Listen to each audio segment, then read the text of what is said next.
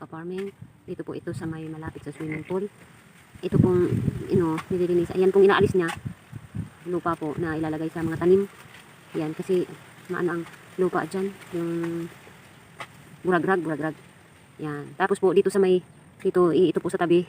Dito sa may gilid tataniman po ng linsa dyan po sa kabilaan po. Linsa po kasi ito po yung dinadaan ng tubig galing po sa sa swimming pool. Yan. Ang itatanim po namin linsa. Yan, dito po sa magkabilaan dyan at saka dito. Kasi palagi po mga ka-farming na basa, kaya maganda po ang linsa dyan. Yan pong inaakyat niya, kukunin po yan at ilalagay doon sa mga tanim. Yan po yung caretaker dito sa mini farm. Mayroon na nga po itong una pong tinanim na linsa. Yan po. Yan, buhay na po. Puti po yan. Tapos ito pa po. Yung iba po nga, sinulog nung magpatubig siya. Ito po po. Buhay na po yan. Yan po yung kasi yung